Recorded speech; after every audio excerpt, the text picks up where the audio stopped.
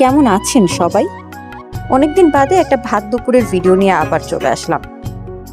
বেশ কিছুদিন যাবতই ভাবছিলাম একটা আরাম অরস দুপুর কাটাবো, কিন্তু কাজের এত ব্যস্ততা যে বাসায় সারাদিন থাকা পড়ে না বললেই চলে।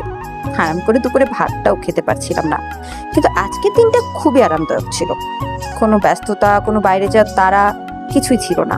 হ্যাঁ, আজকে মেনুটাও ছিল খুবই আরামদায়ক। আজকে মেনুতে ছিল পেঁপে ভর্তা, আলু টমেটো দিয়ে মাখা মাখা কই মাছ, তার সাথে ছিল গরম গরম গরুর মাংস, আর সাথে ছিল খুবই খুবই সুন্দর ঘ্রাণের আর ঝালওয়ালা একটা বোমা মরিচ। আর হ্যাঁ, দুপুরে খাবার খাবার লেবু থাকবে না তা কি হয়? উফ, দারুণ একটা কম্বিনেশন। অনেকদিন বাদে দুপুরের ভাতটা এতটা আরাম করে খেলাম। আসলে আমাদের কাজের ব্যস্ততা, আমাদের দায়বদ্ধতা, আমাদের যান্ত্রিক জীবনটা আমাদেরকে এতটাই ঘিরে ফেলেছে যে আমাদের সাবলীল জীবনটা আমরা ভুলতেই বসেছি।